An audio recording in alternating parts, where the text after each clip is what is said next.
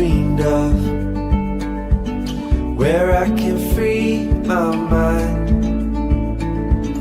I hear the sounds of the season and lose all sense of time. Feels like we're in a dream, you know what I mean. Right there, Camp McIntosh. Yes, you are, Mikey. It is Camp McIntosh, and it is CFN Live. Glad to have you folks along. It is an honor and a pleasure to be here every Monday to speak to you folks. And, you know, at the end of the day, if you are interested in coming up to Camp Mac, and perhaps maybe you've already reserved a spot, Andre and Tracy would really love those who have already reserved a spot at this year's retreat to pay up their deposits. So for all those who have booked a spot that have confirmed that you're coming, deposits are required. So if you can, reach out and get a hold of Tracy and make sure that your deposits are paid. Obviously, same with Corwood Lake. If deposits haven't been made, by all means, please reach out to Warren and Doris and get that done. I have to talk to Warren because we're about a month out from our CFN retreat at Horwood Lake Lodge, and I will make sure that I double check that there are still 2 beds available at Horwood. I have heard rumors that it is now full, so we'll have to wait and see, but I know there's room at Camp McIntosh in September, so by all means, reach out to our good friends Andre and Tracy. Get yourself booked in a bed. Looking forward to both those, and of course, Camp Mac, that retreat is September 23rd to the 27th. Looking forward to having a whole bunch of CFNers there, and it should be a good time. Always, the fish always cooperate, and for all those who have been, you can attest. You can be my witnesses on that. Dean Howard, nice to have you along. I see that you're on YouTube tonight. Fantastic, buddy. Moving on up. Look at you go. Luke's in the house. How you doing, Luke? Fortunately, our good friend Lawrence isn't going to be with us. He's up at the research center, and you probably already know that. So we want to wish him well, and hopefully he's staying cool. But unfortunately, yeah, Lawrence couldn't make it last week because he had some already scheduled meetings that he had to take care of last week. And, of course, this week he's up at the research center. So we miss him, but we bid him a hello and hopefully safe travels. Lloyd's in the house. How you doing, Lloyd? It is 105 degrees out in Saskatchewan right now. Is it noon? Is it lunchtime? I'm just kidding. A couple hours ahead, but I will say you guys are dealing with some incredible weather in Saskatchewan and Alberta. The prairie provinces are getting hammered. And it's, Lloyd, it's all about extremes. Eh? I mean, if you guys aren't under 40 feet of snow, you're dealing with 40-degree temperatures and 140% humidity. There's no in between when it comes to the prairies. You're on one side of the extreme to the other. It's unbelievable. Steve Shaw's in the house. What can I say about this man? This man, it's so nice to see when he's out fishing that he actually gets out and enjoys himself on the water, because he does so much for this community and he does so much for myself and Walter and anybody else who is a CFNer. Couldn't do it without you, pal. And as I said, it's always a pleasure to see you getting out on the water. Steve's in the house. How you doing, Steven? Nice to have you along. It was a pleasure last week to have KBC and Aaron. Nice to have you along.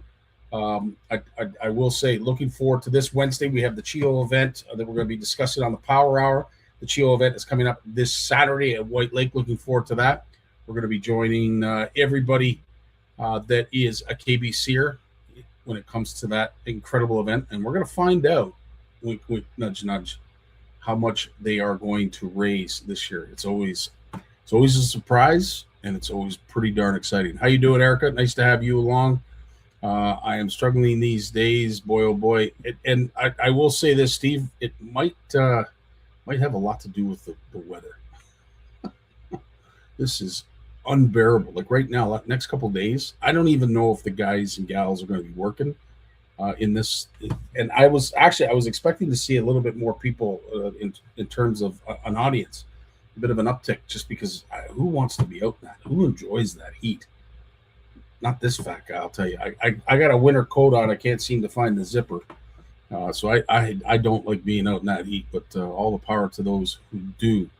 Gary De Silva, how you doing, buddy? I want to congratulate Christian De Silva for coming first in the Island Lake Big Bass tournament. We are going to be dedicating an edit to him later tonight after the show. I got an edit I got to put together. So, Gary, thanks so much for that. And if you can give a high five to our good pal Christian, congratulations on that, my friend. Mark Wolf's in the house. How you doing, Mark? Great segue. Oh, there's a whole bunch of Joel's in the house. Nice to see you, Joel. Nice to have you along, my friend. Shane Richard. Yes, sir. Yes, sir. Upcoming next. Ooh, Nipsey. Yeah, baby. So we just completed, as everybody knows, the Compre Conquer All Challenge. It went very, very well. We had 150 anglers plus involved. We almost hit 2,000 entries when it came to the designated species. And we gave these 5 incredible prizes away last Tuesday. So everybody that was announced a winner, and I will announce it again tonight, Alan Schwartz, Mark Wolf, Katie DeWitt, Preston Hendricks, and Jesse Hybrid. You are the winners of the 5 random Compre walleye rods. This Tuesday, which is tomorrow, we are going to be doing the random draw for the hero shots that anybody who showed their Shimano and posted on CFN Fish Off, the Facebook page, we got you covered. We got made sure that you qualified. So we're going to be doing that tomorrow, as well as the video draw. And the video draw was really cool because anybody who actually had a Compre rod, caught one of the species, entered a ballot, you're going to be drawn tomorrow randomly as well. So, as I said, we still got some prizes to give away. We still have some accolades to hand out. But as I said, the Compre Conquer All Challenge, all in all, was a huge success. And I want to thank everybody in CFN and all the anglers that participated in the Conquer All Challenge for making it the success it was. Thanks so much for that. And as I said, hopefully we're going to reward a couple more anglers as well as the kids prize. So there's a kids prize that we're going to be giving out tomorrow as well. Mike Consul will be joining me. We're looking forward to that. I also want to mention, as it is right now, the CFN app, we are honored and excited to have as many of you signed up to this app as we currently do. We'd love to have a lot more. And it's not just about, customer base or numbers. It has nothing to do with that other than the fact that we need to get the information out there. And as I said, the CFN app, as it is right now, and it's going to grow, it's going to evolve. But the CFN app right now is an educational piece for anybody who wants to a one-stop shop for the regulations.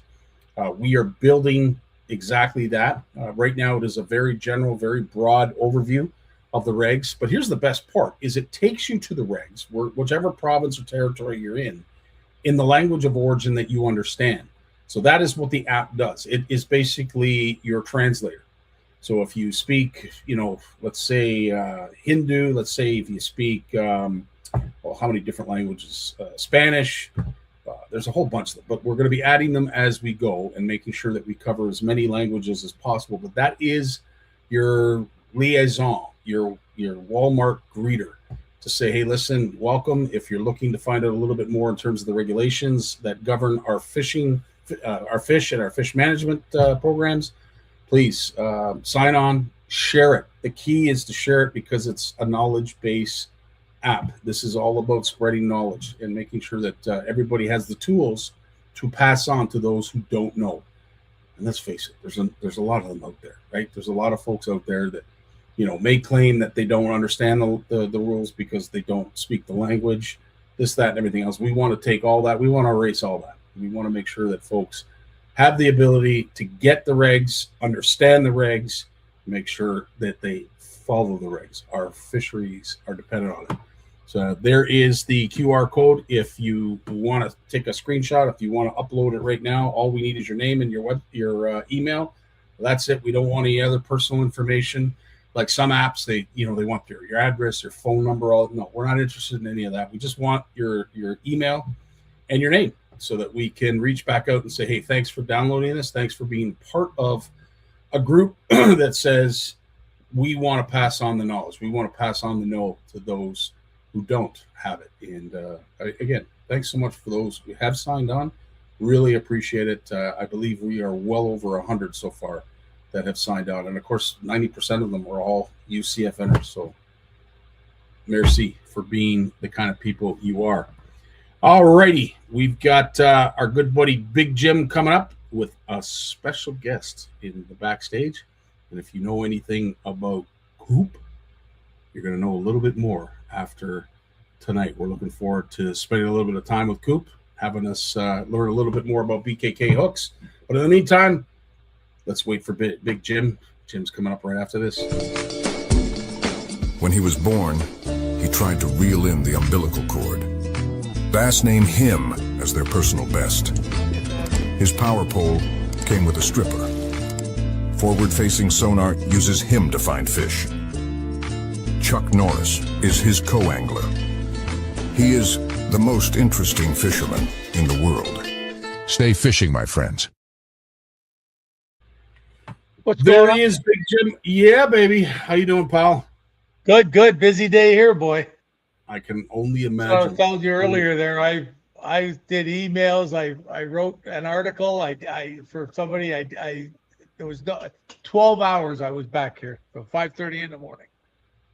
So It's a I hope the productive day bass for gods Big are good to me tonight out back if I go out. Jim. They've been laughing at me.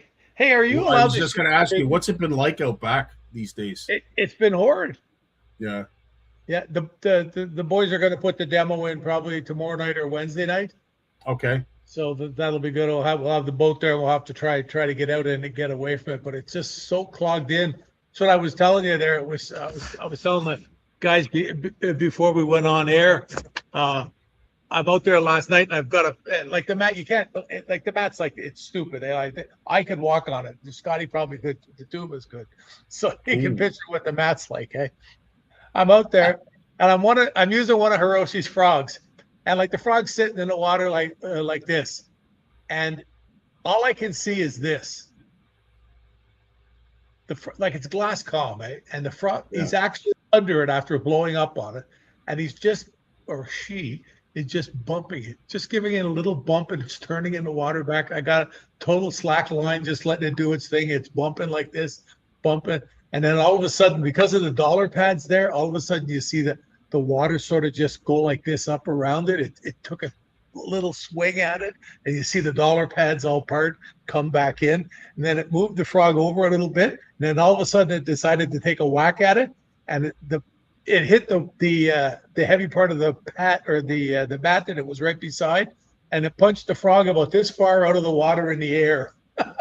It was so funny to see it. Well, it wasn't, but what you're describing is what I would consider a very smart fish. We see this all the time because we share videos back and forth about the orcas and how smart they are at making sure that they get the seal or whatever it is that is trying to evade them off the iceberg or the ice flat or whatever the heck it is that they're trying to hide on.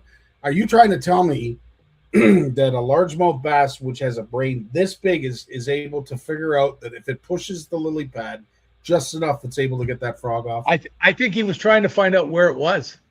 I think he was trying to get it to move. He knew it was there, and he didn't know. Maybe I don't know. Don't ever compare a largemouth to an orca.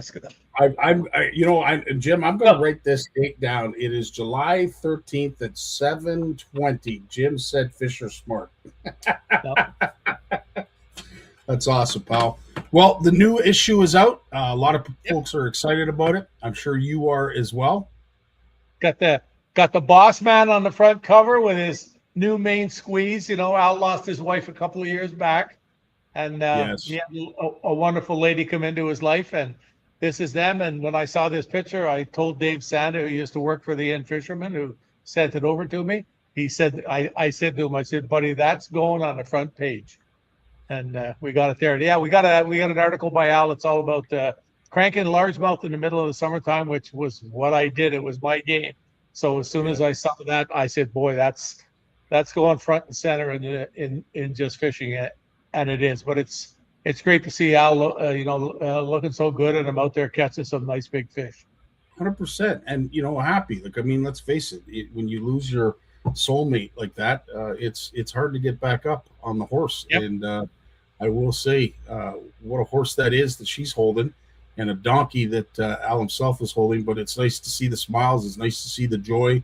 It's awesome. That's Yep. That's So cool. good stuff. Yeah, we got lots of good stuff in the issue. We got a lot of the regular stuff. We got the Vanity Boys. Gussie's in there talking minnow baits. You can see in the bottom left corner, that's Colin Stass. Yep. We got him on talking about smallmouth. I haven't had a chance to message him yet because he just went live like at 4:00. So he probably doesn't know yet. So it would be cool if he was watching to see it, that he even got on the cover. And we got from the Kawarthas there from the Curve Lake Reservation, we got Mike Williams on into Nice. talking about jigging for walleyes in the Kawarthas, which is big time. So if you go to the Kawarthas and you don't have a bucktail jig, you probably shouldn't be there. It's that kind of thing.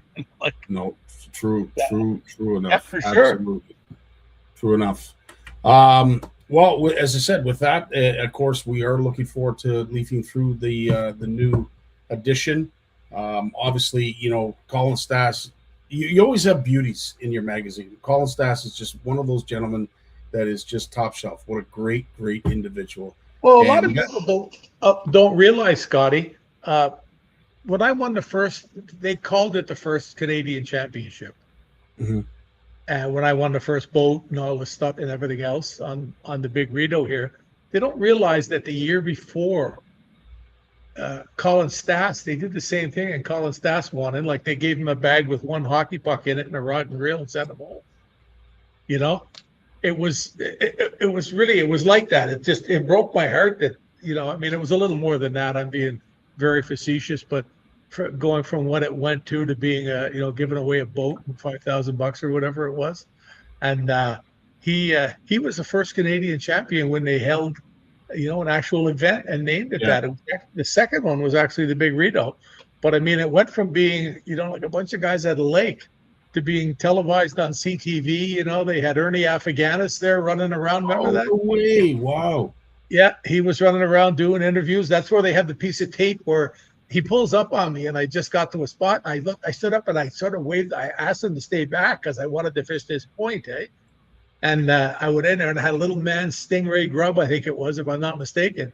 And he backed in. They filmed it. I make one cast and I get a bite, and it's like a 4.5 pound largemouth. And in a tournament where 3 days, 39 pounds won, that was a really important fish. And he says something about, I'm leaning over the front of the boat and I grabbed the fish, and he says on the thing, hey, and Big Jim scoops another one like a hungry bear. No guff. We've got that on the tape. Like a hungry bear. God. That is so classic. Yeah. Well, from one gem to another, we are honored to have a special guest on here tonight. And without further ado, we might as well get right to our good friend Cooper Gallant. Before we do, let us take a look at one of the reasons he is here to discuss with us BKK. Uh-oh. Let me get, there it is right there. Okay.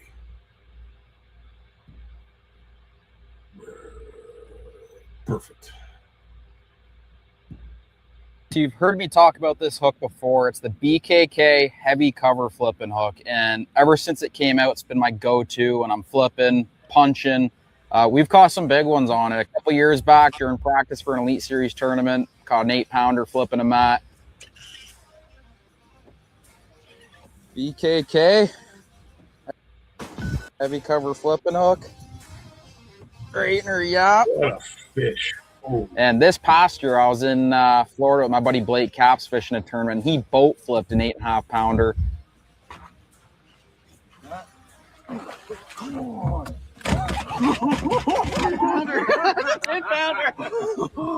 Oh.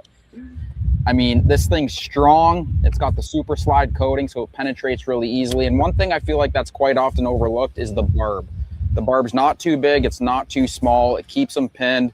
It's got an epoxied eyelet, which is super important. In every high quality hook, you definitely want an epoxied eyelet. And then the bait keeper. Again, it's epoxied, keeps your bait on there good. Just an overall strong hook. You can yank big ones out of heavy cover, and just a really unique bend on it too. super sticky sharp, but that is by far my favorite flipping hook. Anytime I'm in Florida, anywhere I am flipping for big largemouth, that's my go-to hook. So you've heard me. Right on. What's up, boys? There he What's is. going on from one good hook to another? There he is, the one and only Cooper Gallant. How you doing, Coop? Good, boys. How have you been? Feels like it's been a while since we've chatted. I was gonna say, like, Jim and I are, past our prime. You've probably hit puberty. You're old enough to vote now. No, but you're right. It seems like it's been a while. I will say this: you aged nicely, and Big Jim and I are taking notes tonight. How do you do it? The fountain of youth. Where do you get it from? I don't know, Scotty. Time on the water, I guess, because that's all I do. So maybe that's what it is. Who knows? I will say this too, and I got to ask, when we're dealing with the kind of heat that we're dealing with today, and I'm not sure where in the country you are, you're down in the States, but when it comes to the heat and you're out in the water, what do you do to survive long days like this where it's 95 degrees and 95% humidity? Yeah, like it kills you big time. Even if when it's not that hot and you're out on the water for 12 days, it kills you. And then you put the heat into it, and it's like, it's a whole nother level. But the number one thing, obviously, is water. Growing up fishing, like, I didn't drink much water at all. And actually, one year, it was my New Year's resolution. I'm like, I'm going to start drinking more water. And ever since I started doing that, just slugging water on the boat, like, it makes you feel way better. So water is definitely number one. Drink as much water as you can. And then just, wear the right clothing, sun buff if you need to, and the right sunglasses, and you're good to go. And just try not to think about it too much. The more you think about it, the more it kills you. True enough. So true.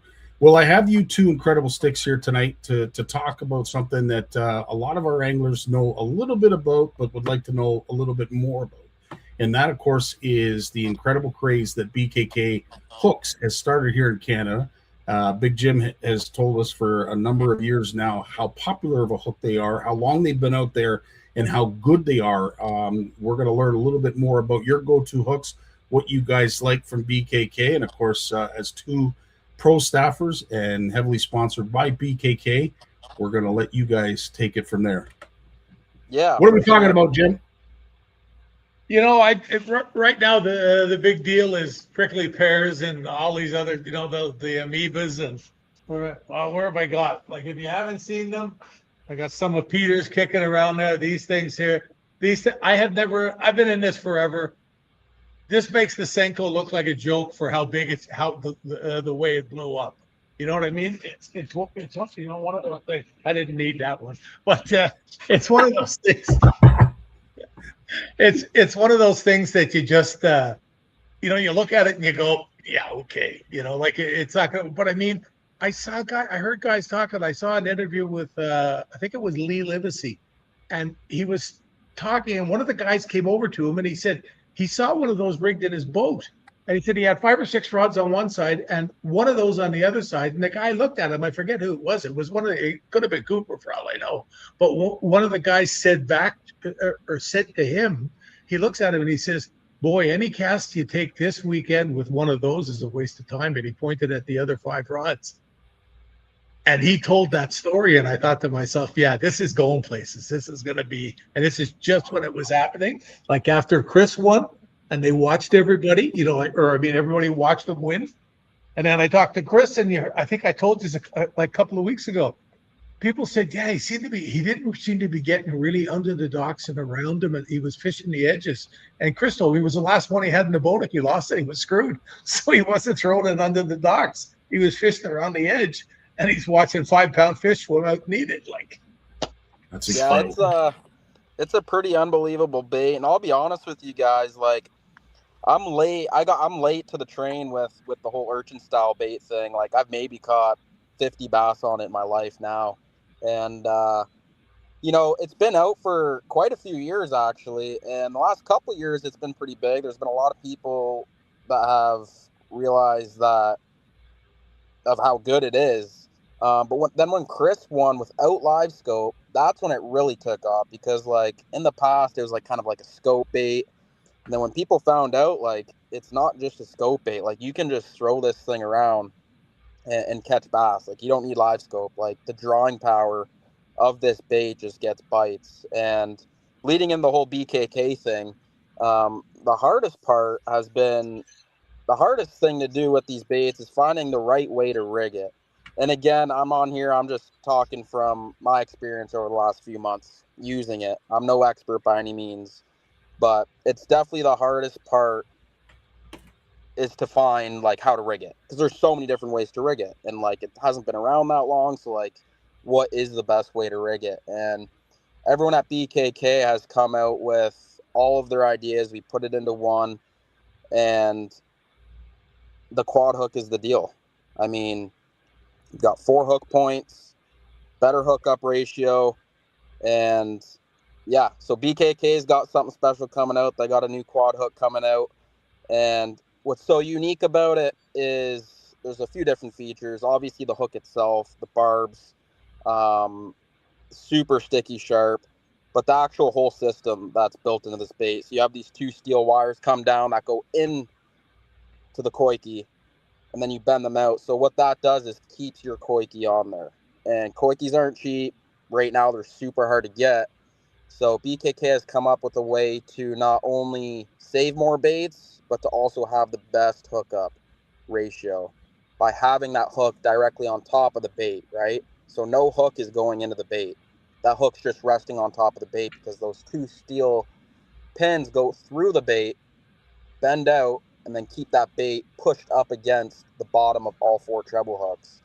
And then to add on to that, the swivel that's built into the eyelid of the hook. And what that swivel is going to do, it's not going to twist your line. When you hook a fish, you're not going to lose as many fish, because when that fish tosses and turns and jumps, that swivel is just turning. And so that fish it's not getting as much leverage, because sometimes the treble hooks like are scary because they work against each other. And then you'll have one come out, and the next thing you know, they're both out. But with having that swivel at the top of the hook shank, allows that hook to just stay penetrated and prevent that leverage of all 4 of those trebles from working against each other. So it's pretty dialed. We got a pretty good crew at BKK. We got some sticks over there, and like I said, there's some guys on the team who have been using it and have much more experience with this technique than I do, and as a team, I think they've nailed it, and you guys are going to see it very soon. It's definitely the deal for sure. That's awesome. Awesome to hear. And I have to ask, Coop, you talk about it being a scope bait, that and we've been trying to wrestle with the whole idea of what is it trying to mimic in the forage base. Is it a school of small little bass? Is it a dock spider? When you say a scope bait, was it something that you threw just to get an idea of making sure that you knew what your distance was, so that you were casting it where you wanted to? And did all of a sudden a fish hit it, and the light went on and said, wait a minute, this is more than just a scope bait. This is actually going to catch fish. Like, I'm so intrigued to find out who was the first one to catch something on this that turned it into the craze that it is. Yeah, I'd be interested to see who actually was like the first one to come up with this idea.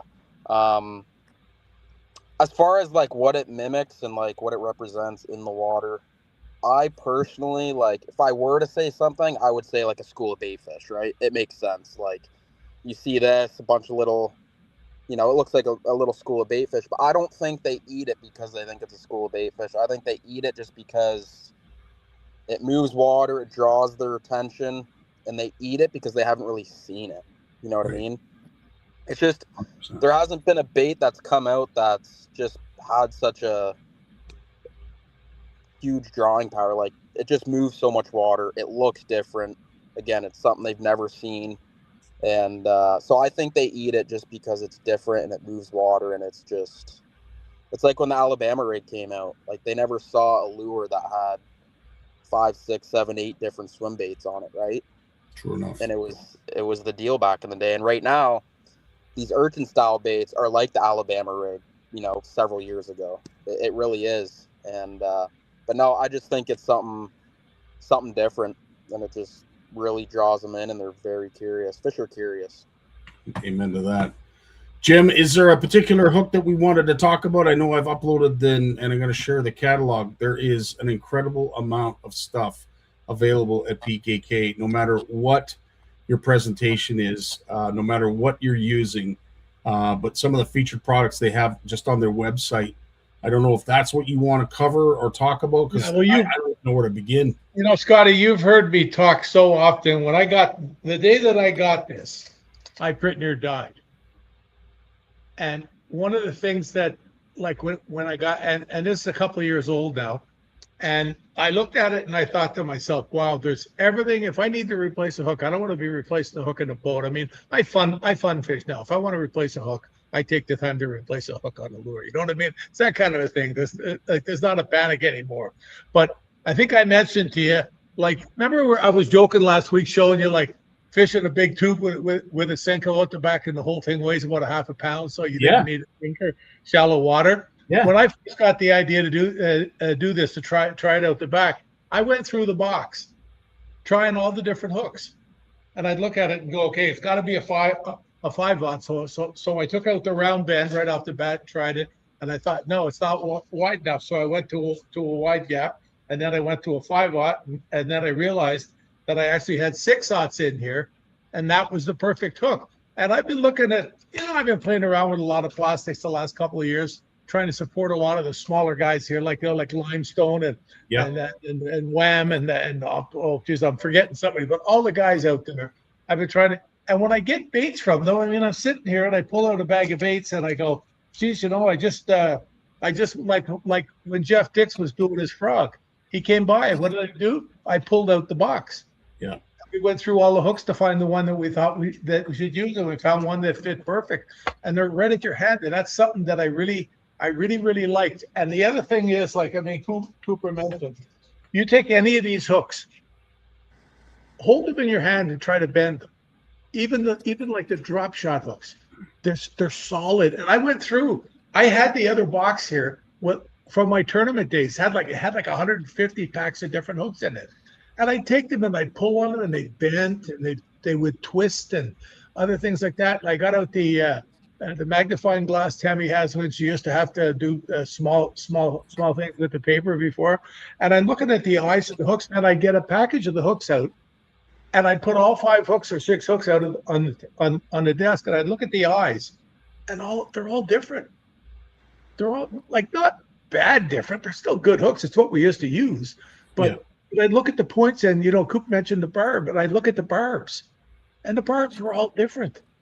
Yeah, almost every barb was different. These are hooks that were like, they used to be like $4.99 a bag. They're like $8.99 a bag now. And I'm looking at it, and the barbs are all like they're on angles, and you can see marks in the metal, and it wasn't like that. And I got the box out, and I put a bunch out on the table here. This is a couple of years ago, and I'm looking at it, and I'm playing with them, and I got some out. I'm looking, well, that's the same, that's the same, that's the same, that's the same. And it was like that through the whole box. And this is when I spoke with Chuck at Gagnon's a couple of years ago when his dad was there. And I had told Chuck about doing this. And I see him conversing to his dad in their language. And I see Chuck go like this, so I know he's telling them about what I had done with the magnifying glass. And that's when they showed me the movie of the hooks being produced, that little machine that you've probably seen it. It's really cool. And it's got all the things. And he said, you can't have a bad hook go in the box. Bingo, I'm in. 100%. Coop, you showed in that video that we shared, a buddy of yours that you were fishing with that, boat flipped an 8-pound bass. It actually looked bigger than 8 pounds, but the simple fact that there's no thought about doing something like that with these hooks just based on the strength alone. But has there been an aha moment with you where it's really cool to be sponsored by a great company, but where these hooks that it was entrenched, like there's no way I'm using another hook because of an experience that you went through where the strength of these hooks was shown to you? Like with another brand, yeah, absolutely. Hooks is like, I mean, at the end of the day, like, if you have a bad hook, you ain't getting that fish in the boat. You know what I mean? And like for me, like, yeah, I mean, like me and BKK, like I've been using the hooks now for several years, and it's like it's the hook. Like, that's the hook I want to run. If I'm tying on a flipping hook and I'm flipping, I'm punching mats, it doesn't matter what I'm doing. If I'm flipping, I'm throwing that heavy cover flipping hook. So I don't bend it out. It's sharp. They're consistent. It's got a good barb on it. Everything about it I just love. And it's like, there's no part of me that thinks it's going to fail, like when I'm fishing, right? And you need to have that confidence, right? In whatever hook you're throwing. And I do with BKK. And that all comes from, you know, the team, like who BKK is working with. They paid so much attention to detail with the hooks. Like, if there's an issue, we try and fix it. Like, we want it to be the best, right? So we're gonna do everything we can to change things, make it better, and just everything about, and like even with the new products, which I'm sure we're gonna talk about here shortly. Like, we've been talking about it for the last several months to try and dial this stuff in, and we're not just gonna put something out there unless we know it's dialed. And that's just BKK. They do it right, and I love working with them. It's been great. And speaking of new stuff, there is some great stuff coming out at ICAST this week. We were just talking about the box, Big Jim. We got some. I got to be careful. I got to remember what I can and can't talk about. But one thing I was going to say, yeah. But like the one new thing I can talk about is there's a couple different hooks I can talk about. Obviously the quad hook, that's new. It's going to be out shortly in stores. The weedless wacky Nico. A Nico rig is deadly no matter where you're at in the country, Canada, the States, smallmouth, largemouth, spotted bass. And that hook is awesome. It's awesome. Everything from the bend of the actual hook, the gap, the barb, the weed guard, the epoxied eyelet, like everything about it is just premium quality. Another one are the new treble hooks. I don't know if you have any there with you, Big Jim. Yeah, like it's a pretty looking hook. It's got about 6 strands of fluorocarbon on there, and it's like there's a fine line between having a weed guard that's too stiff and too soft, right? You want your Nico rig to be able to be fished through, you know, brush, rock, flip it under docks, and you want it to rub up against that structure but not get hung up. So you want a weed guard, again, that's not too stiff or not too soft, right? And they nailed it with the weed guard. Like, it's perfect. You can drag it through anything. And again, just between the sticky sharp hook, the quality of the hook, it's not going to bend out. And again, the epoxied eyelet and everything like that, it's the deal. But yeah, like if you guys are watching, stay tuned. You're going to see a lot of stuff being talked about over the next couple weeks for sure. New stuff from BKK, and it's pretty awesome. We do have a new box. I can't talk about the new box. So it's basically the OCD box, but it's a small, which is awesome because like the big box is great. Like, so you can fit everything in it. But the little box allows you to like have your, you know, your drop shot box, your heavy cover box, your, you know what I mean? Whatever you want. If you like fishing ponds and you just want to take a little tackle box, if you're a co-angler, you can take this little small OCD box, yet you can still fit so much in there. Like, you can fit tons, Big Jim? Like, and it's small. I have one I keep there down the back. When I go down the back in the evenings here, I have one that's behind the seat in the truck. Yeah.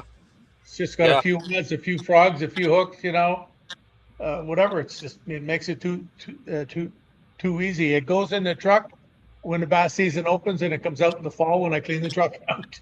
Yep. That's amazing.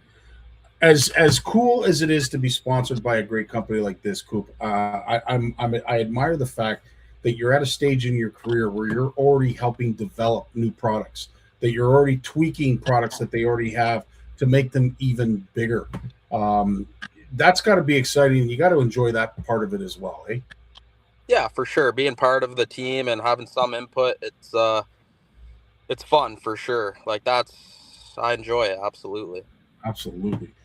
Steve is asking a question when it comes to spinner baits. Are you guys typically using a trailer hook on your spinner baits? And if so, is there a style of BKK that you'd recommend?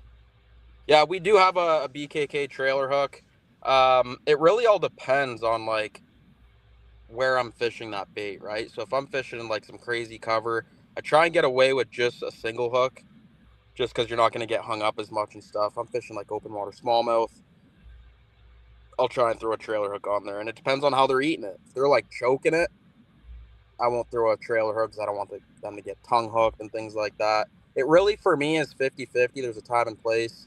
To be completely honest, I don't throw a spinner bait that much. So, but there definitely are some fisheries that we fish throughout the season, especially the river fisheries, that you're always going to have a spinner bait tied on for sure. And again, it depends on the trailer you put on it, right? Like, it really all depends, but it's about 50-50 for me. Right on. Jim, you the same? Yeah, probably pretty well. I mean, when I fished spinnerbaits a lot, it was the same thing. It was usually, over the top of shallow milfoil, stuff like that. So I generally had the feeling that I was going to start, instead of saying, geez, I just missed the fish, I'm going to put on a trailer hook. I just put the trailer hook on. It was that Makes kind sense. of thing. In fact, you go ahead. I'm going to show you something really cool, Scotty. You go ahead there for a second. So, Coop, I got to ask, whereabouts in North America are you currently right now, and what tournament are you getting ready for? So right now I am in Clayton, New York. I've been on the St. Lawrence River for a while. I think I put about 109 hours on my Mercury since I've been here. As many of you guys know, I haven't caught them this year. It's been a rough one for me. It's been frustrating, but it's one of those things you just gotta fish your way out of it. And I've been saying that all year, and I still haven't fished my way out of it. But my mind's still good. Like, I feel good. Everything's good. Just got to keep going and just not let it get to you. That's the biggest thing in fishing, is it's such a mental game. And the second your mind starts beating you, you're done. You might as well not even show up. So you got to stay sharp, stay fishing, and to keep a positive mindset. And Coop, I have to say, I really admire the fact that you have been so transparent in regards to that. And of course, it wasn't really something I wanted to talk about, because I don't know how anglers, you are athletes, in my opinion, just because of the grind that you go through to get to, the glory. But as an athlete, you don't really necessarily want to talk about the negative, because you're always trying to stay mindset in a positive manner. But what helps you get through those valleys, in hopes that you're going to climb a hill someday? Yeah, you just, honestly, Scotty, just keep fishing.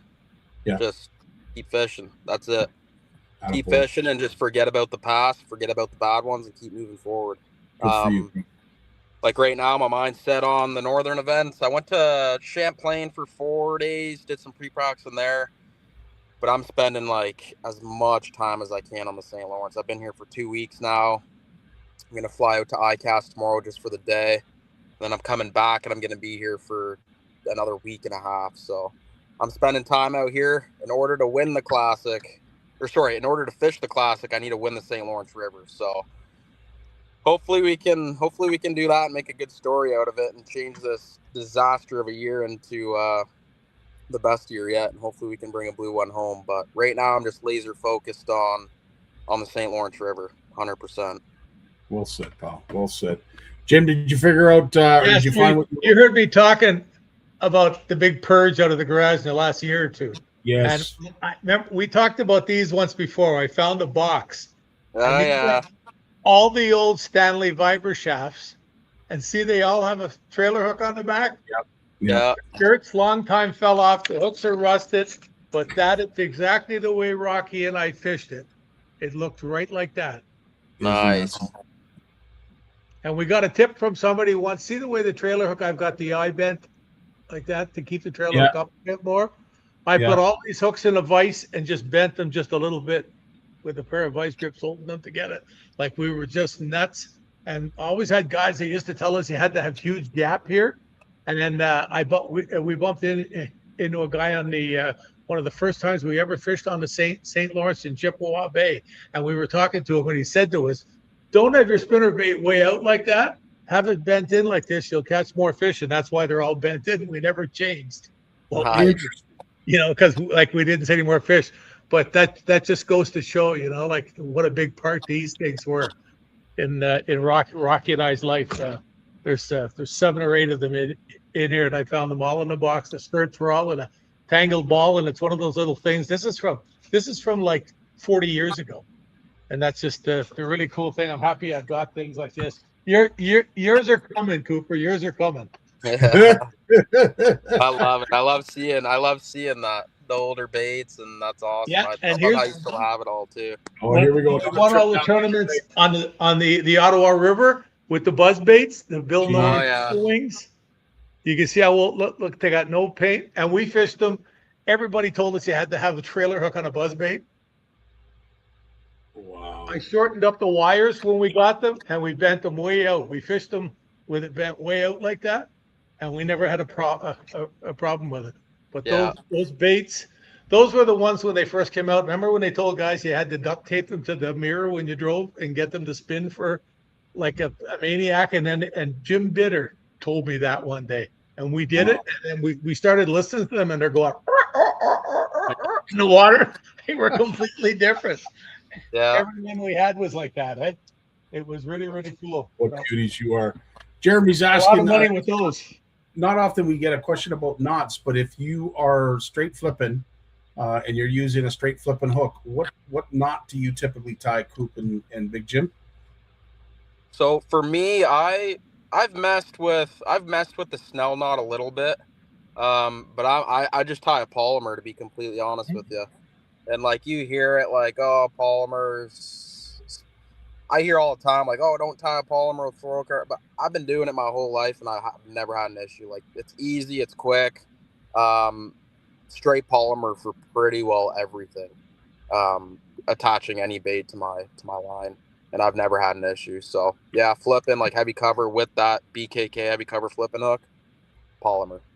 Palmer, Jim, would you be the same? Exactly the same. And I the last couple of years I tried messing with the Snell, and I haven't broken it. I mean, I don't get out and fish as much as I used to or whatever, and I haven't broken it. But we're also using, we used the pallet Barnucz when I fished way back when with mono, and we never broke the line. We never broke the knot. We don't do it now. So like Cooper said, it's, it's going to break. You're breaking it with braid. Like, I mean, I've seen so many guys bust stuff up because of braid. You see them out there and they're fishing something, the hook's set in the boat, and you look at them and go, what the hell? You're fishing with braid, like, settle down. Like, it's the hook's there, trust me. Yeah, no stretch. Quinn's in the house, and he's got lots to say, some of which I can post, some of it I can't.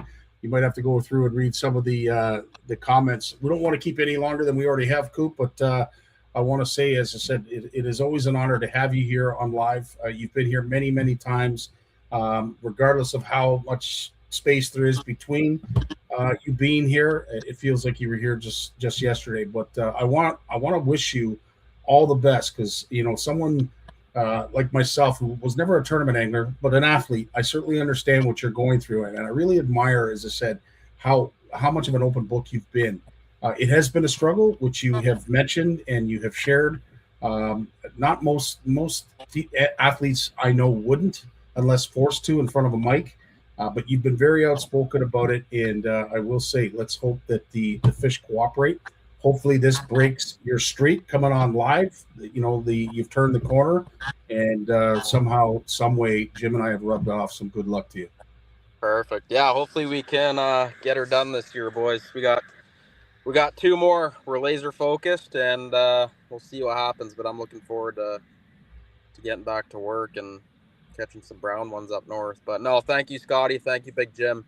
I always enjoy coming on here, and appreciate it big time. Hi, everyone back home, and we'll see you soon. Hopefully, we'll hop on with you. Hopefully, we can bring a blue one home and hop on with you shortly after that. That's what we're talking about. Absolutely. Jim, you got the last word, buddy. Hey, buddy, I still remember all those days back in the beginning when I got to know you.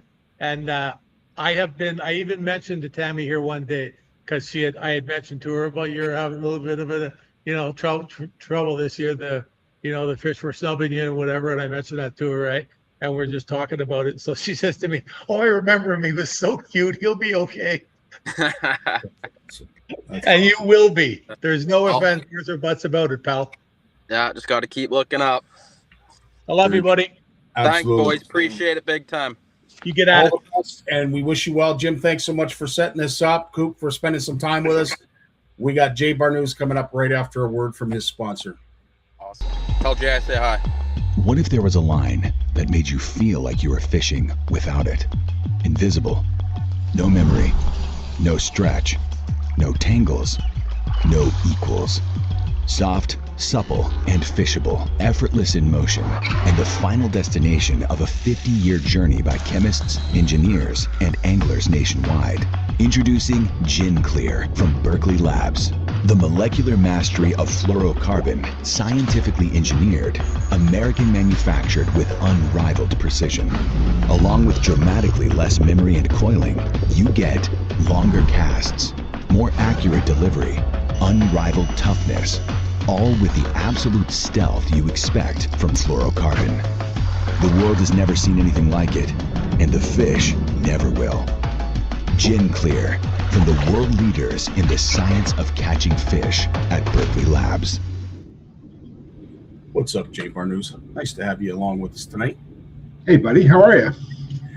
After that, I have to say, I love Coop. He's such a great kid. I love his family. Like, there's nothing about the Gallant family that I don't love. There's a kid, who has grown up through the ranks, has certainly seen the great side of tournament fishing. Obviously, is dealing with the dark side, if you will, where you get into those ruts, you get into those valleys, and as he mentioned, you just got to fish your way out. But the fact that as an athlete, you don't really like to show that you're getting beaten or you're being defeated. Yeah. And he's been so candid, been so open about it, almost to the point where it was like, holy smokes, man. Like, I think he's embraced it better than any of us have. To hear him speak about how he's going to, carry on for the rest of the year, what he's going to be focused on, I tell you, I become more and more a fan every time he opens his mouth. Scotty, I think you and I have both coached sports, right? And one thing I learned from coaching sports, especially minor sports, is, and I played rugby until my mid-20s at pretty high levels, and so I've seen the hotheads at all levels, and the ones who can't take criticism, the ones who can't take losing. There's always winners and losers, man. You have to take it in stride. And I think what I'm saying is that the way Cooper's handling himself, and he's entitled to be frustrated, and I think the way the maturity level of that young man is impressive. Amen. Right? Like, Amen. I think I first met Cooper around the time I first met Coop was like 2015, 2016. So it's been 10 years. So, he's in his mid-20s now. I met him when he was in his mid-teens, when him and Danny were really fishing a lot together. And, man, and he's on the world's biggest stage for bass fishing right now. And to be able to continue to be himself, to be humble and kind. And, dude, he even gave a shout out to me when he signed off. Like, he remembers everybody. Like, when Trevor was going down to Georgia last year, Trevor messaged Cooper and Danny for help when Trevor was looking for a boat captain. And Cooper, like, we didn't end up using Cooper as helper, but Cooper got on and it was like, yeah, man, what do you need? Let me help you. Like, he's just a gracious star in the sport. And he's touched a lot of lives, and he's such a young guy, man. Like, and that's the thing. That's the thing that, I look at him, and I know I can say this now that he's gone. I look at him like he's 16 years old, and I know he's not. I know. I mean, obviously, we all know that he's not. But I look at him like he's 16 years old. And to your point about coaching, you get if he's your top goal scorer, right? He's the one that got you through the regular season. He scored all your goals, some big goals, big games. And all of a sudden you're in the playoffs and you're struggling and you can't get any offense.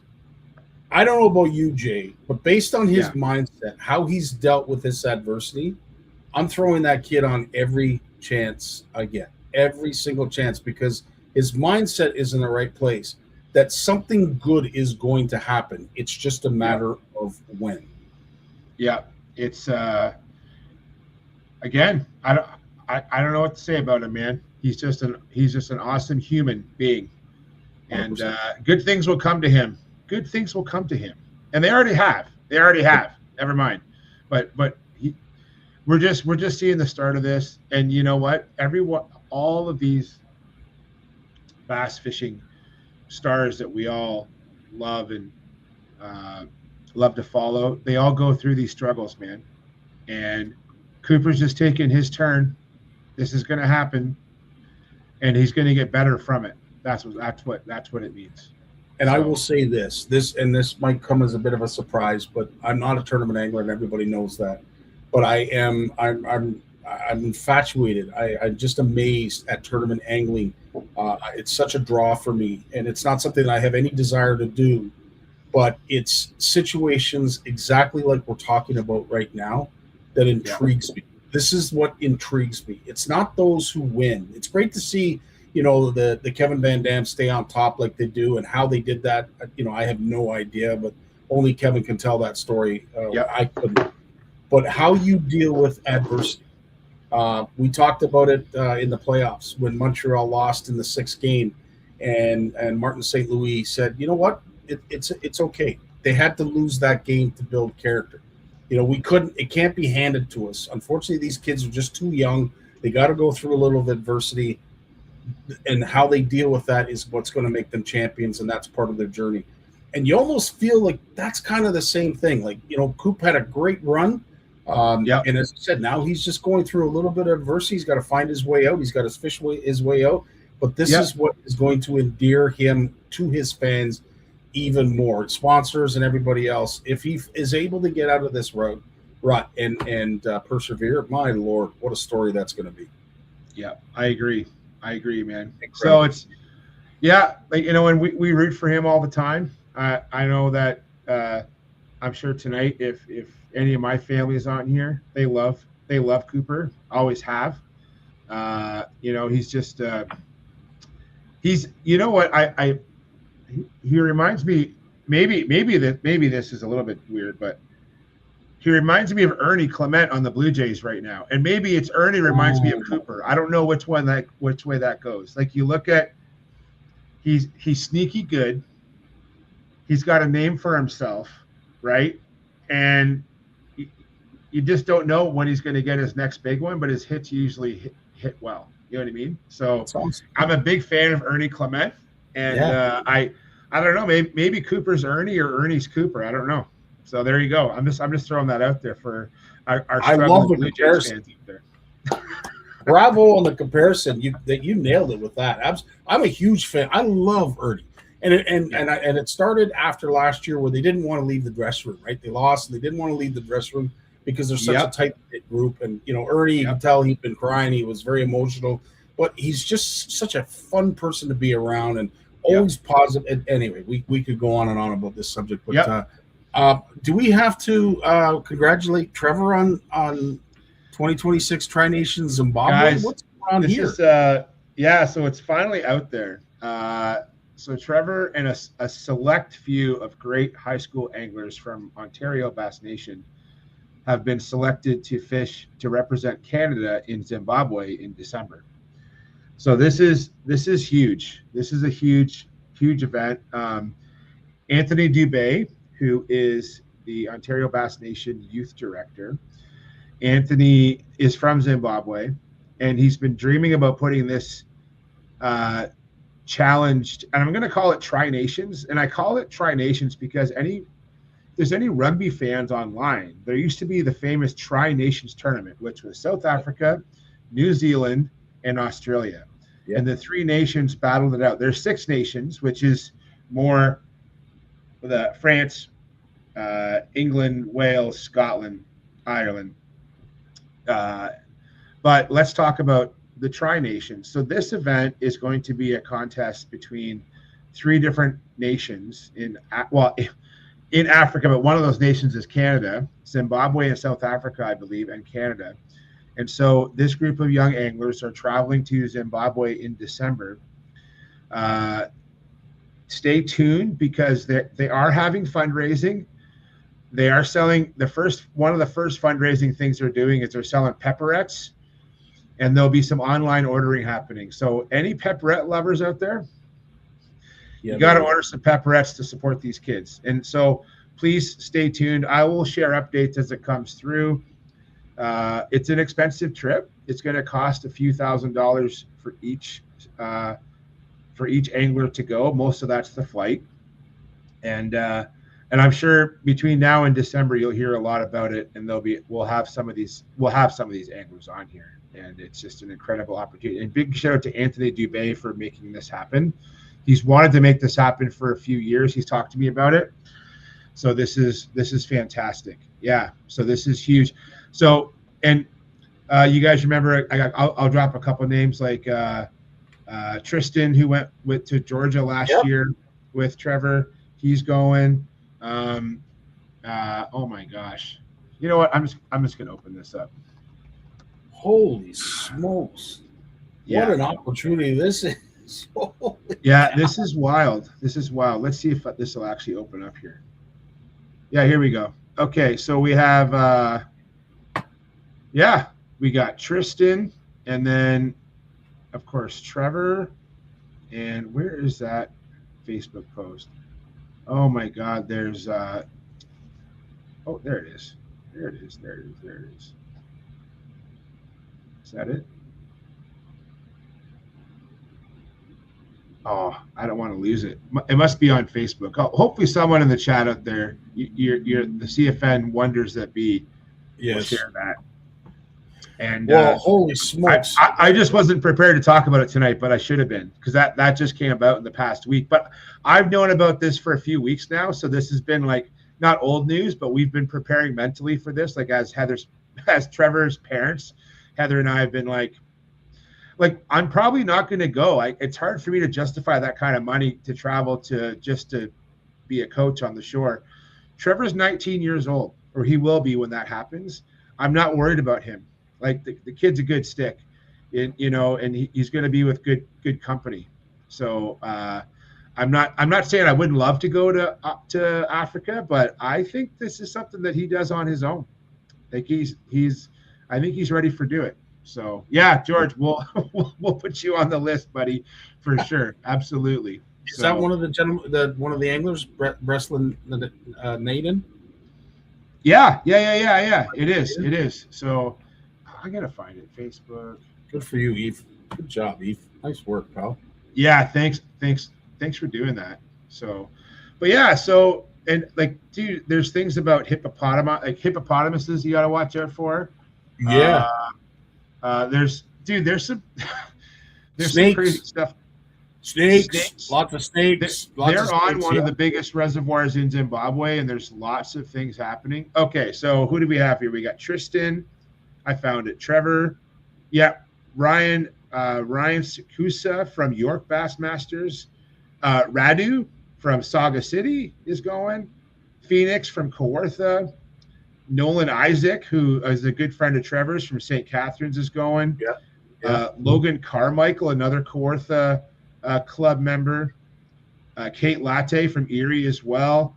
Justin Johnson from Petawawa. And Cole Hortichuk from Petawawa. And Kayla McLean from Kawartha. And Braylon Young, who's with Ottawa Valley South Bassmasters. But Braylon was really successful in the St. Catharines Youth Bassmasters for a while. So yeah, there's basically, and now there was a bit of a qualification system. I don't want to, basically you can imagine how hard these things are to figure out who's going to go, Scotty. And so what they wanted to do was Anthony really wanted to, because he had to make a decision pretty fast. He really wanted to make sure that, basically he handpicked the team, but he did it in he consulted with me a little bit about it. He wanted to look at people's finishes, who's gone on to championships, runner-ups, all that kind of stuff. I think it was done really well. I have to honestly say it was done really well. And I'm very proud of Anthony for keeping it transparent, if that makes sense, Scotty. Yeah, because at the end of the day, of course, that becomes the quick criticism: is how did these kids qualify? How did how did my kid not make the team or make the cut or whatever? But as long as you're transparent, good on them for doing that. But needless to say, regardless of any of that, what an opportunity, what an experience this is going to be for these kids. Holy smokes! Yeah. Now, are you excited or are you a little jealous that you didn't get an opportunity to do this, Jay? Both, man. Both. Like I man, like, so listening to Jim talk and others talk, like I've been following bass fishing since I was in my teens, like watching TNN Outdoors. I fished in some tournaments in university. I've had a lot of great opportunities with bass fishing and just fishing in general. And I have a cool job. Like, I like my job. It keeps me out doing stuff. And I think that I just keep joking, and I kind of say this in a little bit of sarcasm, but also happiness. Trevor's living his best life right now. That's awesome. Like, he's got a summer job working with M&R on Lake Erie, doing stuff I've never done, working on big boats, helping with trawls, big gill nets, like stuff, like big water work that his dad's never done. He's running around, like doing all this. He's working trade shows and stuff, which I've done for a while, but not when I was his age. And he's just living his best summer, his best life right now. So it's just, as a parent, you can't help but be happy for him, right? So it's so true. And again, I digress only for a second, but when my kids would succeed, and the accolades, the trophies, everything that we've ever earned as athletes ourselves means nothing. You could throw it in a dumpster. It would mean nothing compared to watching your kids succeed. Watching your kids succeed at a sport that they love, there is nothing better in the world. Yeah, absolutely. Agreed. And I think just having them succeed at anything in life that they've set their mind to. They have a goal. They want to be, like, maybe it's not fishing or a sport. Maybe it's they want to be a teacher or a doctor or a lawyer, whatever they want to do. And they set their mind to it, and they're successful at it, and they're good at it. And that's what all these kids have shown themselves. And I really, not a lot of people know Anthony and how he's going to captain or coach these kids. He is just a kind-hearted human, and I think he's a great judge of character, Anthony. And I think he did his best picking this team. And it also had to be who was available to go. It's not a cheap trip. Like, this is something everyone has to be involved with. And he had to have letters of, like, he had the angler sign letters of intent. That's it. Thank you. That's it. Exactly. And like, cause we have 6 months, less than 6 months to raise this money. Right. And all the anglers are going to be on the hook for the money. But if we can raise money to offset that, then that's going to be a huge help to those anglers. So I'll keep everyone updated in the next few weeks as things come through. But it's please do, because CFN would love to help out in any way that we possibly can. Because as I said, watching Trevor grow, like we have Cooper, the sky's the limit to where this is all going to end up. Who knows? Yeah. And actually, I see my mother-in-law Bev is on the show tonight. So proud of all these anglers. Like, Bev was. We actually just had a great weekend. Hanging out, not fishing at all. Actually, that's not true. There was some fishing involved, but I'll explain that. Heather's brother lives in Bowmanville. Rick and Angela hosted us this weekend. Back during COVID, when we all couldn't get together regularly, we had a big party at Rick's house, and we called it the Everything Party. We celebrated a bunch of birthdays, Father's Day, because we couldn't do it regularly. Do you know what I mean? Yeah. So every July, we still have the Everything Party at Rick's in Bowmanville. And so Bev was there, Art was there, our nephews. Trevor brought his girlfriend, Lindsay. She's great. And anyways, but as much as that was a good party, and it was a good time. Went golfing, dude. I did my annual golf day yesterday. One day a year, I golf with the Surettes. Wow. It's amazing how good I am just with a 7-iron, just all day. Like, I don't go to the wood. I just chip that putt. I just chip that ball about 100 yards at a time. And it's straight, and it goes right down the fairway. And dude, I have to say this, Jay. It gets awkward when I lay down on the green and I'm using it as a pool cue. Like I can honestly throw the ball further than I can hit the damn thing with a club. So but we had a great time golfing yesterday. It was a lot of fun. But it was hard to get back to work this morning. But there was some fishing involved in a way, and we're going to talk about it. Go ahead. On the way there, if we're going to Bowmanville, there's a place I always stop on the way to Bowmanville. It's Gagnon's. Yeah. Gagnon's. I love Gagnon's. I've been shopping at Gagnon's since university. I worked down the street from Gagnon's at one point when I was working at Cloca.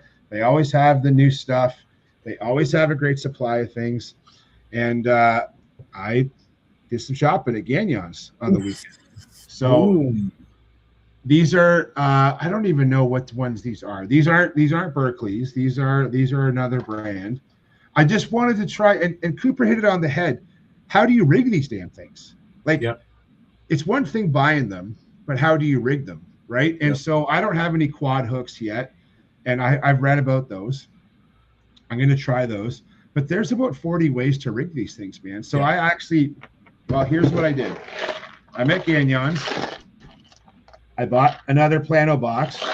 I put a bunch of stuff in here. Like, this is my new Dice Urchin box. So, and let me show you what I did. So, and I waited to tonight. I knew you and Jim would shoot the breeze, and I was listening to Cooper talk, and I was actually stabbing myself with hooks trying to rig urchin baits. So I want to show you what I did. And I read about, now these aren't my own ideas. I watched some YouTube recently, and I was trying to think about productive ways. And these are big baits. Like this one here, that's a 17 millimeter, it's called. Kind of, no, that's a 20. That's a 20 millimeters. This is kind of like the average size. Okay, they have smaller ones. This is kind of an average size. And then you'll hear the Koike version. They have a 25 millimeter. This is the big one. This is like a great, like, that's the size of my hand. Like, it's a big bait. So what I did, and I'm going to show you guys this. So this is a frog hook. Can you guys see that? Yeah. Okay. Yeah. So I just took, everyone's got a couple old frogs laying around that are kind of, the tails are kind of beat up. So I took a frog hook and I threaded it through that bait. You see that? Yeah. Okay. And then to get some weight, remember they're elastomers, so they're very light. They're very buoyant, which is, you don't want them to be buoyant. You want them to sink. And this was, I'm going to give full credit to Jason Christie. Now, there's others who have done it this way, but I watched the Jason Christie video. So that, to weight it, I have a drop shot weight. Now, this is a tie-on drop shot weight, and it's on a split ring, a big split ring. You see that? Yeah. It won't come off. You cannot pull that off. Like so you can't slide it either way. And I'm going to tell you, you're not pulling this hook out very easily. But what's nice is that if a fish gets on there, this will slide up your line if you want.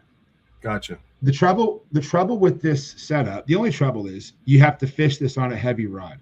Mm-hmm. At minimum, you're going to be throwing a 7.3, 7.4 medium heavy. Mm-hmm. Minimum. Probably fluorocarbon. So, but I'll probably start with like 17 pound or 20 pound fluorocarbon for that setup. I wouldn't go any lighter than that. Now, this one I tried a couple different things. I actually tried a couple different things. So I played around. I tried to do the same thing with the frog hook. See that? That's a treble. Yeah. That's just a treble hook. Yeah. And I cut the one treble off, and I was able to thread. This is the wire that it came with. Okay. Yeah. And I was able to thread that treble through like I did on that frog hook, but it just wasn't enough open to get a good bite. Okay. Right. So, but I actually have these are Ryugi wacky hooks. That's a 3/0 though. So most wacky hooks or a Ned hook, that's a wide gap. Most are around 1/0 to 2/0. That's a 3/0. much bigger than I would normally ever use. And I don't have it through the middle of the ball. I kind of have it, it's a little more than skin hooked, but just in there. And it, dude, that's not coming out. I think what I want to do is I'm probably going to put maybe like a bobber stop or something on the shank of that hook to keep it from sliding through. But I don't think it'll come out. I think if a fish gets on their peg, I'm not going to lose that bait. Yeah. Yeah. And I do like I like the wire guard. Like I do find that like that's a lot of hook exposed. Like I think these tentacles will help keep it out of cover, but it's not like a heavy cover bait. You're not going to throw that into like lily pads and stuff. Like I think that's going to be to docks and laydowns, but you're going to have to watch yourself because that's going to get hung up, right? So I kind of like this one with the big wacky hook. Now, what I don't have, and I do have some at home, you can buy a wacky hook like that that's weighted with a little bit of lead on the shank. So I might play with that, or I might even just get some lead wrap that I have at home and just wrap some lead on the shank of that hook just to get a little bit of a fall, right? So there is another product. Actually, we played the video that Pow and Dominate Baits teamed up, and Pow has come out with it. It's basically a corkscrew. He calls it the wacky rig, and you're able to spin it right into the plastic. And I've been playing around with it just with the wacky alone, and I'm stunned at how strong it holds. Like it puts up with a good arse kicking, which is what's funny about and I think I was thinking about that too, because I have some of these. Like I have some of the, you'll hear guys call them, these are, I'll show you the bigger ones because they're easier to see on the camera, but like the big hitchhikers, right? Yes, exactly. The thing about these though is, and it's okay, but damn, it's hard to get anything in these baits. That polymer is so stiff. Like I'm trying to shove Nico weights into it, and I don't know how guys are shoving, if they're heating them up first and shoving them in. So good tip, George, good tip. So yeah, so anyways, I picked up a few of these. I wanted to give them a try. I don't even, dude, I've been so busy at work, I haven't even been to a tackle shop much, right? So I did stop and visit Cole and the boys at Angling Sports last week and grabbed a few things, but when I saw Gagnon's, and Trevor was quite happy they had the full-size ones because that's what he's been looking for. So I'm like, let's give it a shot. We actually have we actually have a guy that used to be a local reporter, still does writing, and he's been trying to get out bass fishing with us for a couple of years, and we might make that happen this weekend. So he wants us to take him and potentially his grandson out, Trevor and I. He just wants to do a little write-up on his social media page about bass fishing in Norfolk, and I'm like, Trevor, let's make it happen, bud. Let's just take this guy fishing and have some fun. So I'm hoping that we get to throw these this weekend and help them catch some bass too. But I think this one here, I think this one on that setup, I could throw that on a medium heavy spinning rod if I wanted to, but it might be better on a bait caster. But I think on that hook, a spinning rod, but like I'm talking medium heavy, probably 20-pound braid, it'll do a job. The other size I don't have here is a 13 millimeter, and on a drop shot, that's going to be it's going to be nice. And you still need a bit of a wide gap hook though. So I'm probably going to use a similar hook shape to this one. Yeah. Because a typical drop shot hook is going to be too narrow of a gap for that. Even if, because you want to do a little more than skin hook it, because dang, I don't want to lose that thing. That's that's $12. I know. And that's a cheap one. It is so true. You know where I'm really interested to see how well they do is in Zimbabwe. Can you imagine tossing that in Zimbabwe? Yeah. Like finally, it is actually part of the forage base. That is the food chain, something like that. Yeah. Zimbabwe, with everything that falls out of the trees. Holy crap. I mean, there's nothing the fish isn't going to jump on. But speaking of bass, there was something that Richard shared with us, and it was mentioned on the Lake Simcoe fishing. I think it's the Lake Simcoe Fishing and Area Board. I'm going to share my screen so that we can read a little bit more about what was said. And it's interesting. It's all about the release of bass after tournaments. Where do they go? Yep. How far do they go? Are they swimming back to their home waters? What is the deal? Well, what we have now is some results of some study that has been done. Okay. And tracking studies show that smallmouth bass released after tournaments often leave weigh-in sites within days, but it can take weeks or even months for them to return to their home waters. Some stay near release zones for a while, creating temporary stockpiles before dispersing. The standard protocol based on tournament best practices and CSFL's own published procedures is to use a dedicated release boat to return fish back into the open water. So it goes on in terms of the tagging and what they did to identify how far they would go. But what's really interesting is you get to the bottom, is catch, weight, release the way to go to keep fish closer to their natural habitats? And it's interesting. If you get down into the comments of this post, there's quite a few anglers and notable anglers that say, you know what?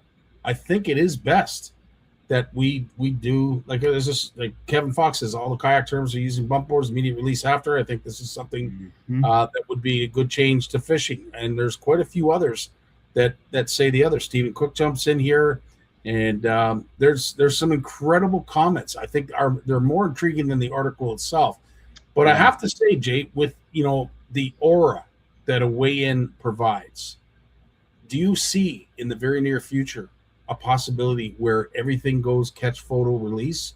Or do you think there are going to be certain situations that will allow a weigh-in? So I think that we'll never go full catch and release with photos. It won't happen. But I think I think it's gonna take a more precedence. It's gonna be more common in tournaments. And George is correct. That post was AI generated. But what I like about that post though is that it raises questions. Exactly. Right? And I think it created, and I agree, George, some of those AI posts are out there. But I like that. I don't mind that one because I think it raises questions and it gets people talking and about a topic that can be a little controversial. And especially when we get talking about tournament series are people's livelihoods. And I'm not just talking about the anglers. I'm talking about the organizers, like those that run the tournament series. It's part of their livelihood. So if we go to catch, photo, release, we're not taking out the middleman, but we're kind of taking that away a little bit, right? So, but I think that's where organizations are headed. Not all, but some. There's more of a place for it.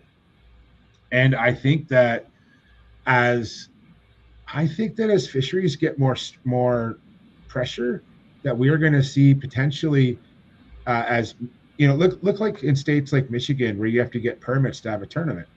And now why is that? They're not trying to really regulate it too much. They just want to make sure that we're not having too many events on certain bodies of water. Right. Maybe at certain times of the year, right? And I think I could see that there's some value to that. There is value to that. So I think that we're going to see, and I think with catch, photo, release, we might see more flexibility in when we have tournaments in terms of where and when we have them. So, and I hope that down the road, we actually start to see more seasons opening because we're willing to embrace catch, photo technology as opposed to having to rely just on seasons. So we'll see. And you went right where I went when I first read that. And George, you're 100% right. As it was AI generated, whole reason I mentioned it and it was brought to my attention was simply because of the conversation that was generated from it and some great discussion. But with that, I immediately thought of our American anglers. And you have bodies of water down there that have club tournaments, big tournaments, all kinds of tournaments actually happening on the same weekend. Never mind, multiple weekends in chronological order.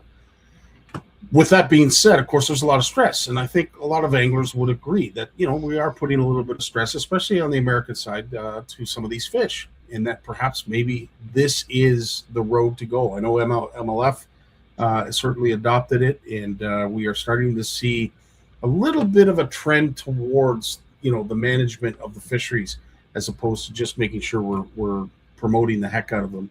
I didn't think about Canadians so much. I mean, yes, we do have some pressured lakes anywhere, in the Kawarthas. They'll tell you how pressured those fish are. But I don't know. It scratches the head, and the kayak anglers, the CFN fish off. It's all about catch, photo, and release. But just the fact that we're talking about it, and the fish off's been going on for 12 years now, that we're talking about this on a tournament level, just goes to show that our minds and our beliefs and our thoughts are in the right place.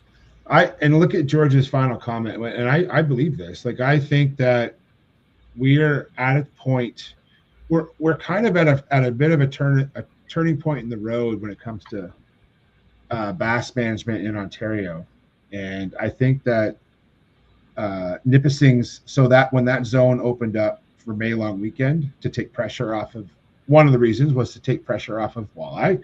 It also provides more angling opportunities for anglers, so that, let's face it, man, with climate change and such, we're getting warmer springs. Our boating season is getting longer, but our fishing season is staying the same length, right? So having more opportunities for angling is great. And I think that if we have the science to support that we have stronger bass populations, let's provide more angling opportunities. One could be for more harvest, for sure, but even just having catch and release seasons, as long as anglers are taking care of their catch.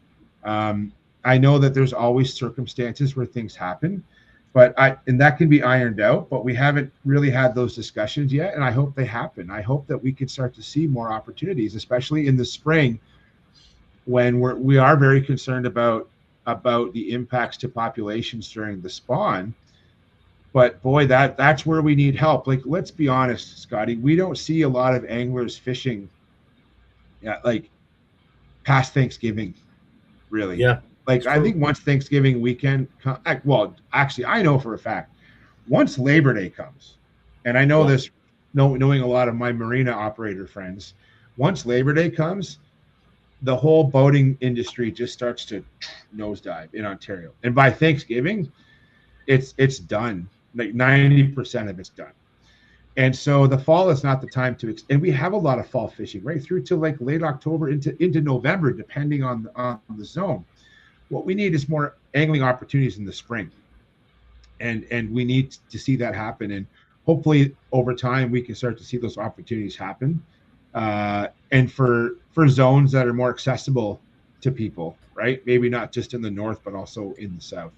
So great point. 100%. Yeah, great man. Point. Hopefully, you had a couple things. First and foremost, are you back in the same place that you were last week when we spoke to you, or are you in a different? No, man. I'm in Chatham this week. I haven't been in Chatham in I haven't been here since 2023, 2022. So had a reunion tonight with the girls at the front desk. They're like, hey, we haven't seen you in years. And because I used to come here every week for months, every year. So I'm in Chatham, and dude, it is hot. Yes. Yes. It's still saying on my outside, it's still saying it's 27 without the Humidex outside. So it is stinking hot. Now we're in a creek where it's shaded, but definitely I'm feeling my age a little bit today. We're out there until about 4:00. We started our day around 10. We had to drive down from Burlington. Tomorrow's going to be the test. We're starting our day at 7, and I probably won't work past 3:00 tomorrow. I found today at about 3:00 was when the heat got the most, where it's like, you got to look after your crew, man. You know how this goes, and I worry that sometimes, so I'm working with students, and not everyone's used to working in the heat. Like I don't mind the heat, because the heat only lasts for so long, man. We're gonna be back to winter any day now, it seems like. That's honestly how I look at it. So the heat's fine. but I know that we need to just take it easy in the heat. So probably we'll start our day tomorrow around 7, and I'll probably by 3 o'clock I'll be wrapping it up tomorrow. No, I doubt any overtime tomorrow will happen because of the heat. So, and it doesn't look like we're gonna have any not much reprieve on Wednesday or Thursday. So, but I got a lot of ground to cover tomorrow, so I want to get as much done as we can. So we'll see how that goes. Well, we share your resilience. I will say this, Joe and I, we used to be colleagues, and Joe, I have to say, and I know you can say this, how we got through some of those summers working like we did, and that was back when, not to take away any construction workers now, but we worked like mules back then, and the fact. And dude, you guys are working in urban areas. Like at least I'm out in the farmland, and I'm in a creek. Now the creek is hot. The creek is like 30 degrees, but at least I'm in waders in a creek. Like, I'm not saying it's pleasant, but I noticed the difference. Like when I get back to the hotel, and I'm on the asphalt unloading my stuff into my room, I think about, dude, there was a crew last week paving a road. Yeah. And I said to Trevor, I'm like, good Lord. This was on the Friday after Canada Day. So that it was still like the temperature was 30 degrees before the Humidex. And they're putting asphalt down on the road. Yeah. Like my heart went out to them, man. I'm in smelly. Like the joke today was everyone thought their waders leaked today. Waders weren't leaking. Like my clothes are like sliding off me inside my waders. Like I had to stop at one point and give the belt a good little cinch down, because either I was getting skinnier as I was talking, or I think everything was so wet inside, it just like peeling a banana is just sliding right off me. Right? So, yeah. Joe, great point about the welders. Yeah, those poor welders who had to dress up in all kinds of clothes to do what they did. There's a welding crew out here. I'm not sure where they're from. There's the Comfort in here is always full of welders. It's hydro guys, union gas guys. It's the usual suspects. And there's a crew of welders out here, and they look rough, dude. And I'm not talking about like they're not like rough and tumble. They've had a long day. They had a long day. Yeah. We'd be getting a little angry at this point if we were still working out that day, Joe. We'd have a few things to say, especially without a cold bevy in our hand. Grievance. Yeah, exactly. Did we get to everything that you wanted to discuss? Because I know. Yeah, dude, we got it. No, that was great, man. Right, that was great. I really didn't have much. It was kind of a bit of a whirlwind the last 24 hours with travel and stuff, but made it here. So I'm glad I was able to hop on today. I was glad I got to see Coop. That was great. Yeah. So, I'm glad I got to show. And hey, thanks for George and others. Thanks for chiming in about the chat. Like I'm learning about this stuff as much as everyone else is about these baits. Even listen to Cooper talk. Cooper's in the mix of it, and he's still figuring it out, right? And I know Cooper's a tinkerer. I know he's a very technical angler. So to hear that he's still figuring out, I don't feel that bad about being behind the 8 ball on this. So I think we just have to figure it out together. And I will put some time in with these baits the next few weeks trying to figure them out, and I'll share what I find. So I expect my son will figure it out before I will, and then I'll just do what he does, but that's just easier, right? So yeah, I will send Pepperette ordering info as soon as I have it from Trevor. I will send it out to as many people as I can, and that'd be awesome. And all the money goes right. Like I'm not sure what the cost is, but this was one of Anthony's fundraising ideas, and it's going to go directly to the team, supporting the team to go over to Africa. So huge announcement, huge journey, and some huge stories are going to come out of that. That's going to be awesome.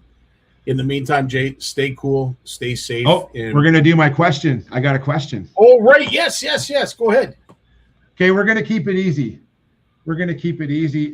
What country is Trevor and his teammates going to? We'll just keep it easy. Boom. And congratulations to Sarah Watson last week for winning.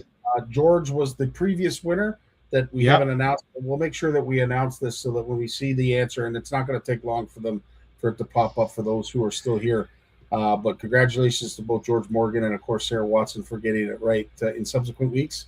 But we'll wait. You got to try and convince Trevor to not spend his tuition money on swim baits for Zimbabwe. That's all I'm going to say. That's all I'm gonna say. It's been a time. It has been a time. So, Scotty, thanks, buddy. It's been a blast, and I will talk to you. I'll talk to you soon. We chat. Absolutely. You stay safe, okay? Stay safe out there, pal. Right on. Appreciate that. All right, and there we go. We have our first winner. Honored to say that Steve Shaw just answered. So last 3 winners are George Morgan, Sarah Watson, and Steve Shaw. Fantastic stuff. With that being said, of course, thanks for all those who are mentioning it. That's awesome that you guys are putting answers still up there. But in the meantime, folks, it is an honor to be here every Monday. We get a chance to talk to the illustrious and Hall of Fame winner, Big Jim McLaughlin. Of course, Lawrence, who we've missed the last couple of weeks because he's busy doing things that are going to improve our experience on the waters, and especially bring a little bit of, I want to say, a different experience for young anglers that maybe don't know a lot about the outdoors. His research center is going to be something that I cannot wait to promote here on CFN because it's going to enlighten a lot of young anglers, a lot of young people to the outdoors. But in the meantime, as I said to Jay, all the hard work he's doing, it's great to hear good things happening with the Barnucz family. Good things happen to good people. And that's why I will say this last.